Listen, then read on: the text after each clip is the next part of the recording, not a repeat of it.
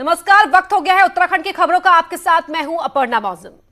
आज त्रिवेंद्र कैबिनेट की बैठक हुई जिसमें कोरोना को लेकर राज्य में सुरक्षा को लेकर उठाए जा रहे कदमों पर चर्चा की गई। साथ ही इस पर भी चर्चा हुई कि भविष्य में क्या क्या कदम उठाए जाने हैं। प्रदेश में 31 मार्च तक सभी शॉपिंग मॉल बंद रहेंगे। मुख्य सचिव रोजाना कोरोना को लेकर समीक्षा बैठक करेंगे। सरकार ने कहा है कि कोरोना से निपटने के लिए 10 करोड़ का बजट और बढ़ाया गया है। साथ ही सभी विधायक अपने अपने विधायक निधि से सीएमओ को 15 लाख रुपए देंगे।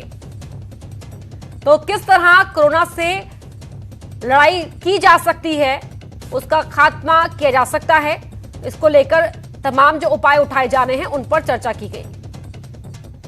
इससे लोग आ रहे हैं, उनके संबंध में भी चर्चा की गई। भविष्य में हम क्या क्या और कर सकते हैं उसके संबंध में भी चर्चा की गई कि हम चलते हुए आगे आवश्यकता के अनुरूप स्टेडियम इत्यादि को भी उपयोग करेंगे। हम लोग गढ़वाल मंडल कुमाऊं विकास मंडल निगम के गेस्ट हाउस का भी उपयोग करेंगे। हम लोग वेंटिलेटर कहाँ से प्राप्त होंगे इस पर भी हम लोग प्राप्त करेंगे। एक महत्वपूर्ण निर्णय और लिया गया कि सभी माननीय विधायकगण अपने अपने जिले में सीएमओ को अपने विधायक निधि के अंतर्गत 15 लाख रुपए देंगे। वो कोरोना से संबंधित सीएमओ आवश्यकता के अनुसार क्या जिले में आवश्यकता है, कोरोना से संबंधित इंस्ट्रूमेंट है, कुछ और अन्य प्रकार के जो खरीदने की आवश्यकता होगी, वेंटिलेटर है, जो भी उपलब्धता होगी वो उसको लेंगे। ये भी एक निर्णय लिया गया है। मॉल भी आज के बाद बंद करने का निर्णय सरकार ने लिया है। और अब बात करते हैं प्रमोशन में आरक्षण खत्म करने के मामले की। सरकार के फैसले से विधायक खजान दास नाराज हैं। आरक्षण खत्म करने का फैसला खजान दास के मुताबिक ठीक नहीं है। सरकार को सबके हित में फैसला लेना चाहिए, यह खजान दास का कहना है। बड़ी खबर आपको यहां बता रहे हैं, सरकार के फैसले को लेकर असहमति जाहिर की है विधायक खजान दास ने। उनका कहना है कि सरकार को सिर्फ एक वर्ग के बारे में नहीं सोचना चाहिए, बल्कि सरकार को ऐसा फैसला लेना चाहिए जो सबके हित में हो। एसटी के जो एम्प्लॉइज हैं वो बहुत नाराजगी व्यक्त कर रहे हैं और प्रदर्शन भी कर रहे हैं और प्रदर्शन करने की भी चेतावनी दी है। कुल मिलाकर के सरकार को इस तरह का निर्णय लेना चाहिए था कि दोनों के हितों को देखते हुए इस तरह का निर्णय ताकि सर्वव्यापी हो। किंतु एक तरफ तो निर्णय ठीक हुआ है, दूसरी तरफ नाराजगी जता रहे हैं। मुझे लग रहा है कि माननीय मुख्यमंत्री जी कुछ जरूर विचार करेंगे। और बड़ी खबर देहरादून से आपको बता दें, रोस्टर कमेटी की रिपोर्ट आ गई है। आरक्षण को लेकर यह कमेटी बनाई गई थी। पहले की ही तरह पहला पद सीधी भर्ती में आरक्षित होगा। अभियान चलाकर बैकलॉग पदों को भरा जाएगा। तो बैकलॉग पदों को भरने के लिए बाकायदा अभियान चलाया जाएगा। रोस्टर कमेटी की रिपोर्ट आई है और पहले की ही तरह जो पहला पद होगा वो सीधी भर्ती में आरक्षित रखा जाएगा। तो रोस्टर कमेटी बनाई गई थी। अब इस रोस्टर कमेटी ने अपनी रिपोर्ट सौंप दी है। इस रिपोर्ट में कहा गया है कि अभियान चलाकर बाकायदा जो बैकलॉग में पद पड़े हुए हैं उन्हें भरा जाए और पहला पद सीधी भर्ती में पहले की तरह रिजर्व होगा।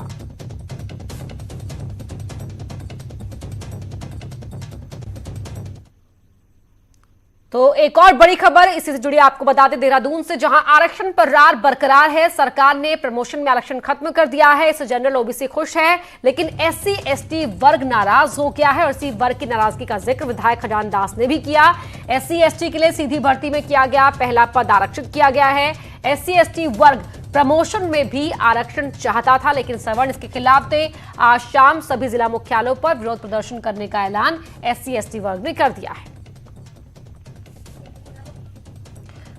और हमारे साथ सुनील नवप्रभात हमारे सहयोगी जुड़ गए हैं। सुनील, फैसला लिया गया तो एक वर्ग जो पहले हड़ताल कर रहा था वो खुश हो गया और अब दूसरा वर्ग नाराज होकर हड़ताल करने का ऐलान कर रहा है। देखिए अपर्णा, यही इसमें सबसे बड़ा पेंच था, क्योंकि 2 मार्च से जो बेमियादी हड़ताल जनरल ओबीसी कार्मिकों की चल रही थी, जो करीब 1.5 लाख के आसपास जो कर्मचारी हड़ताल पर थे, सरकार इस हड़ताल को जल्दी नहीं तोड़ पाई, जल्दी समाप्त नहीं करा पाई। उसके पीछे एक बड़ा कारण यही था कि अगर प्रमोशन में आरक्षण समाप्त कराया जाता है तो फिर एससी और एसटी वर्ग नाराज होगा। और अगर एससी एसटी वर्ग को खुश किया जाता है, प्रमोशन में आरक्षण दिया जाता है, तो फिर जनरल ओबीसी वर्ग नाराज हो जाएगा, वो आंदोलित था ही। इसी को देखते हुए सरकार ने कल हड़ताल तो तुड़वाई, प्रमोशन में आरक्षण समाप्त करके, लेकिन आप लगाइए कि चंद घंटों के अंदर सरकार ने कैबिनेट बुलाई और जो सीधी भर्ती में जो पहला पद था उसको रिजर्व करके एससी एसटी वर्ग को खुश करने की कोशिश की। सरकार के प्रयास था कि एससी एसटी वर्ग मान जाएगा, लेकिन एससी एसटी वर्ग का ये कहना है कि उनको प्रमोशन में आरक्षण चाहिए, उनका संवैधानिक अधिकार है और इसको लेकर वो आंदोलन करेंगे। सरकार ने कोशिश की कि बीच का रास्ता निकले, लेकिन अब दूसरा वर्ग नाराज हो गया है। बहुत शुक्रिया आपका सुनील रफरभात इस पूरी जानकारी के लिए। कोरोना को लेकर अब नेताओं ने भी लोगों से दूरी बनाना शुरू कर दिया है। विधायक विनोद चमोली, मुन्ना सिंह चौहान और गणेश जोशी ने भी लोगों से मिलना कम कर दिया है। वहीं पब्लिक गैदरिंग भी कम कर दी गई है।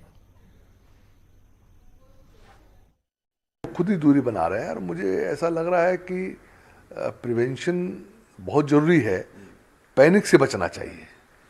अभी क्या है कि वातावरण में एक भय का वातावरण खड़ा हो रहा है जो उचित नहीं है। हाँ, बड़ा मुश्किल काम है और हम अपने कार्यकर्ताओं से और अपने पास आने जाने वाले जनसाधारण से भी इस बात को बहुत विनम्रतापूर्वक कहते भी हैं कि भाई हमारे लिए नहीं, अपने लिए सावधानी बरतिए। बहुत इमरजेंसी ना हो तो सामान्य चीज़ों के लिए आना जाना बंद करिए। अब मैं आज लिख के भी लगा रहा हूँ। अब देखिए पब्लिक है, वो जिसको कष्ट होता है वही पब्लिक आती है, तो कोशिश ये रहती है कि जैसे हम पहले भीड़ में एक साथ मिलते थे, एक एक करके मैंने व्यवस्था बनाई है कि आप उनके हाथ जो है सैनिटाइजर से धुलवा के और फिर एक एक करके उनसे मिल रहे हैं, क्योंकि कोई कष्ट में ही कोई व्यक्ति आता है। और आज ये सूचना भी लगा रहे हैं कि बहुत ही अगर किसी का आवश्यक हो तो टेलीफोन पर बात के लिए टेलीफोन में काम करा दिए जाएंगे और पूरे प्रिकॉशन हम ले। कोरोना के कहर का असर अब सामाजिक जीवन पर भी दिखने लगा है। मैं यमुना कॉलोनी में मौजूद हूँ। ये मंत्री रेखा आर्य का आवास है, यहीं पर मंत्री मदन कौशिक का आवास है, तो उसके बाद मंत्री यशपाल आर्य और इसकी दूसरी गली में मंत्री हरक सिंह रावत का आवास है। ये गलियां अक्सर खचाखच भरी होती थी लोगों से, कार्यकर्ताओं से, मिलने वाले फरियादियों से, लेकिन आप देख सकते हैं कि पूरी तरह से इन गलियों में सन्नाटा पसरा हुआ है। शायद ये पहला मौका होगा जब नेता जनता से मिलने से कतरा रहे हैं, तो जनता खुद नेताओं से मिलने से बच रही है। कैमरा पर्सन राकेश रावत के साथ सुनील नौप्रभात, न्यूज़ 18 देहरादून। तो अलर्ट है कोरोना को लेकर। इस बीच बीजेपी के प्रदेश अध्यक्ष बंशीधर भगत का कार्यकर्ताओं और जनता से मिलने का कार्यक्रम जारी है। हल्द्वानी में सुबह से ही भगत के घर लोग अपनी समस्या लेकर आए, लेकिन खास बात यह है कि भगत कार्यकर्ताओं से दूरी बनाकर उन्होंने मुलाकात की।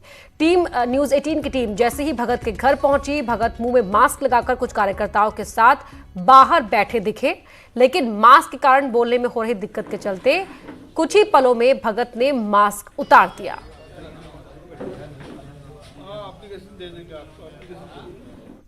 नहीं, प्रदेश अध्यक्ष से मिलने आ रहे हैं इसका मतलब ये नहीं है, लेकिन फिर भी हाथ मिलाने से थोड़ा सा परहेज कर रहे हैं।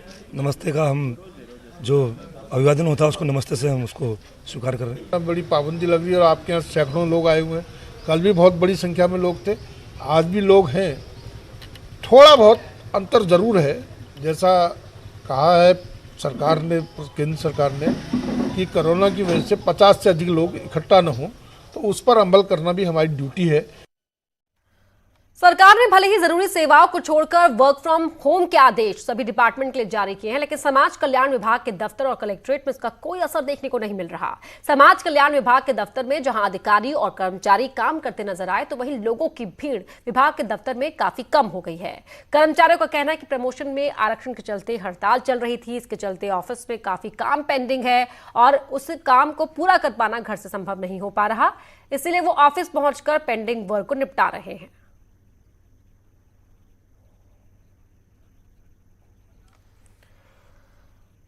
चौबीस मार्च तक सचिवालय को बंद कर दिया गया है। कोरोना के खतरे को देखते हुए अति आवश्यक सेवाओं के कर्मचारी ही सचिवालय में उपलब्ध रहेंगे, बाकी अन्य विभाग के कर्मचारी घर से ही अपना काम करेंगे। वहीं सरकारी विभागों को आदेश जारी कर वर्क फ्रॉम होम का आदेश दिया गया है।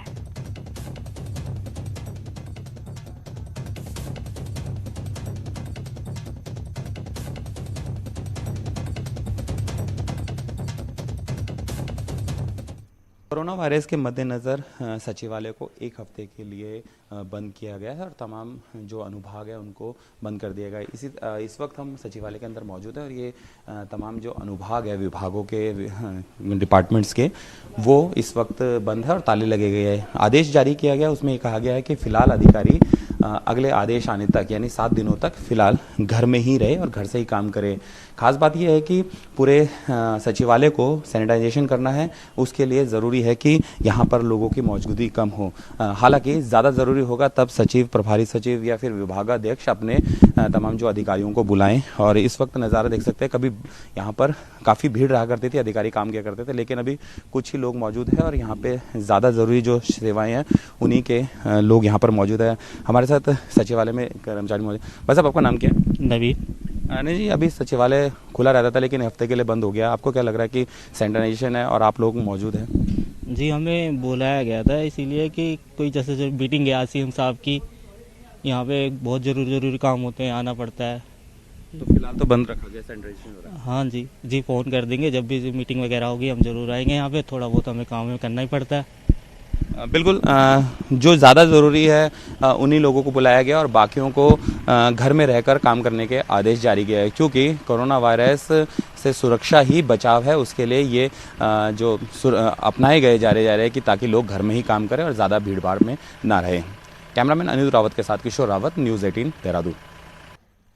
उत्तराखंड में हेल्थ डिपार्टमेंट समेत तमाम विभाग और सरकार कोरोना को लेकर जनता को जागरूक कर रहे हैं, लेकिन स्लम में रहने वाले लोगों तक अभी कोई नहीं पहुंचा है। देहरादून में रसना नदी के किनारे की बस्ती में रहने वाले लोग भी कोरोना से डरे हुए हैं, लेकिन साफ सफाई, सैनिटाइजेशन यहां बहुत दूर की बात है। अगर कोरोना फैला तो हालात स्लम में सबसे मुश्किल हो सकते हैं।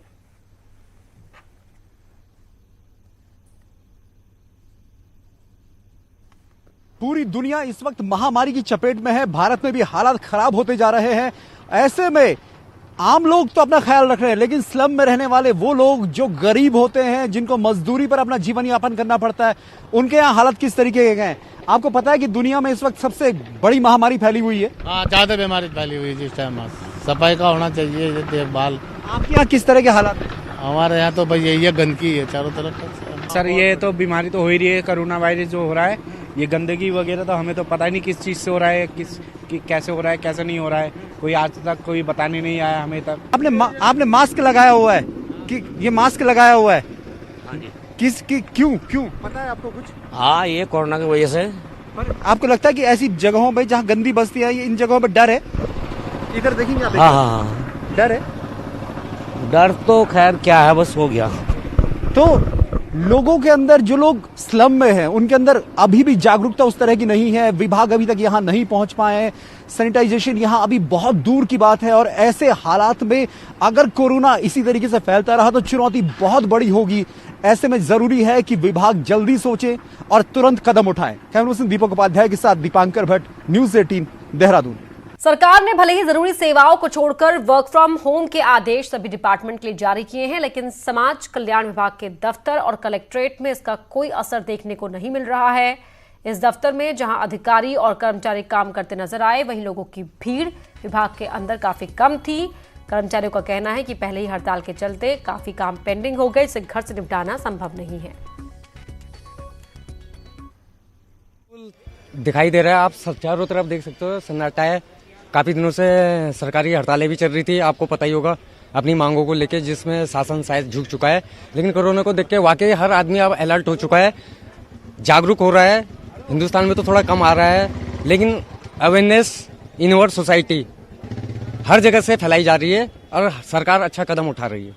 जरूरी सेवाओं को छोड़कर गवर्नमेंट ने सभी डिपार्टमेंट्स के लिए ये आदेश दिए हैं कि वो वर्क फ्रॉम होम करें। समाज कल्याण विभाग के दफ्तर में कामकाज यहाँ पर किया जा रहा है और जनरल ओबीसी की हड़ताल में ये सभी कर्मचारी गए हुए थे, आज सभी काम पर लौट आए हैं और काम काफ़ी पेंडिंग पड़ा हुआ है। ये एक बड़ी वजह है कि ऑफिस आना पड़ रहा है और इन लोगों को यहाँ पर काम करना पड़ रहा है। हालांकि लोगों की जो भीड़ है पेंशन्स को लेकर, वो काफ़ी कम समाज कल्याण विभाग के दफ्तर में देखने को मिल रही है। लोगों से भी यही अपील की जा रही है कि ज़्यादा संख्या में वो समाज कल्याण विभाग के दफ्तर में ना आए, एक एक कर ही लोग यहाँ पर आ रहे हैं अपने काम निपटाने के लिए। बहरहाल वर्क फ्रॉम होम थोड़ा मुश्किल समाज कल्याण विभाग के दफ्तर में नजर आ रहा है, क्योंकि काम काफ़ी पेंडिंग है।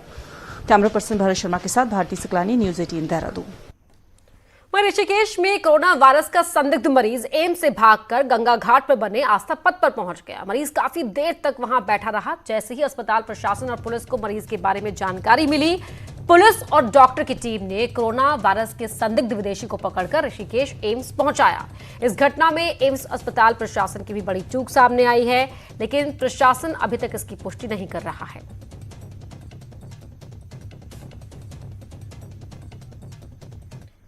हरिद्वार जिला प्रशासन द्वारा भी हरिद्वार की पौराणिक और धार्मिक हर की पौड़ी पर मां गंगा की आरती में शामिल होने वाले श्रद्धालुओं पर आज से 31 तारीख तक रोक लगा दी गई है। अब श्रद्धालु हर की पैड़ी गंगा आरती में शामिल नहीं हो पाएंगे, लेकिन गंगा सभा द्वारा गंगा पूजन और आरती नियमित रूप से की जाएगी। श्रद्धालुओं की सुविधा के लिए गंगा आरती की लाइव रिकॉर्डिंग गंगा सभा द्वारा कराई जाएगी, जिसको इंटरनेट की सहायता से श्रद्धालु यूट्यूब, फेसबुक पर देख पाएंगे। भीड़ को इकट्ठा नहीं होने दिए जाने के लिए पुलिस द्वारा हर की पैड़ी क्षेत्र में आरती के दौरान बैरिकेड्स लगाए जाएंगे। कोरोना स्प्रेड को रोकथाम के दृष्टिगत व्यापक जनहित में आज से जो हर की पैड़ी में जो बहुत प्रसिद्ध गंगा आरती होती है, उसमें जो है लोगों को रेस्ट्रिक्ट करने का आदेश किया है। फिलहाल बहुत जल्दी वहाँ गंगा सभा के माध्यम से लोगों को सुविधा के लिए लाइव स्ट्रीमिंग का भी शुरू करेंगे। आप जो है अभी गंगा सभा से हमने बात कर रखा, उनका लाइव स्ट्रीमिंग का भी बात चल रही है, ताकि उस टाइप का इलेक्ट्रॉनिक मीडियम का माध्यम से जो है पब्लिक जो है अगले 1 सप्ताह 10 दिन तक जो है उसका जो है देख सकेंगे। कोरोना वायरस के प्रभाव के चलते सबसे अधिक प्रभाव पर्यटन कारोबार पर पड़ रहा है। अल्मोड़ा के कसार देवी, रानीखेत और कौसानी में मार्च महीने से ही हजारों की संख्या में पर्यटक पहुंचते थे, लेकिन अब पर्यटकों ने सभी बुकिंग रद्द कर दी है। इसके साथ ही शादियों की बुकिंग भी लोग कैंसिल करने लगे हैं। इससे पर्यटन कारोबारी परेशान है।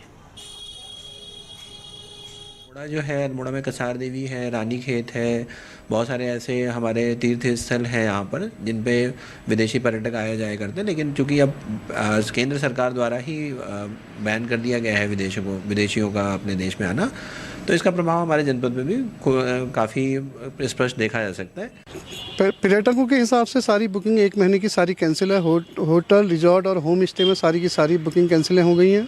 शादियों की बुकिंग भी कैंसिल हो रही है, क्योंकि सरकार द्वारा एक निर्देश जारी किया है कि 50 लोगों से ज़्यादा भीड़ जमा नहीं होगी। उसको देखते हुए सारी बुकिंगें कैंसिल हो गई हैं। शादियों की डेट, आगे की अपडेट अभी हमें नहीं मिल पा रहा जब तक कोरोना की स्थिति ठीक नहीं होती है। कोरोना के खतरे को देखते हुए श्रीनगर गढ़वाल के राजकीय बेस अस्पताल में 100 बेड का आइसोलेशन वार्ड बनाया गया है। वहीं बेस हॉस्पिटल में 15 वेंटिलेटर की खरीद को लेकर डीजी हेल्थ को प्रस्ताव भेजा गया है। कोरोना की तैयारी पर राज्य मंत्री धन सिंह रावत ने संतुष्टि जाहिर की है। 4 आईसीयू बना दिए हैं, वहाँ पे वेंटिलेटर की पूरी व्यवस्था कर दी गई है और कोरोना वायरस के लिए एक अलग सा 100 बेड का वहाँ पे व्यवस्था कर दी गई है। दवाइयाँ वहाँ पे पर्याप्त मात्रा में रख दी गई हैं। 24 घंटे हेल्पलाइन वहाँ पे जारी कर दी गई है और हमारी सरकार इसके लिए बहुत गंभीर है। कोरोना वायरस के चलते देहरादून के जनजातीय क्षेत्र जौनसार, बावर में भी व्यवस्थाएं चाक चौबंद की जा चुकी हैं। जौनसार के पहाड़ी गांव में लोगों को जागरूक करने के लिए स्वास्थ्य विभाग जागरूकता अभियान चला रहा है। आंगनबाड़ी कार्यकर्ताओं और आशाओं के माध्यम से लोगों को जागरूक किया जा रहा है। सीएचसी प्रभारी कालसी का कहना है कि क्षेत्र में 16 सब सेंटर है। साथ ही सर्दी, खांसी और जुकाम के मरीजों के लिए अलग से ओपीडी का इंतजाम किया गया है। कोरोना के संदिग्ध मरीजों के लिए 8 बेड का आइसोलेशन वार्ड बनाया गया है।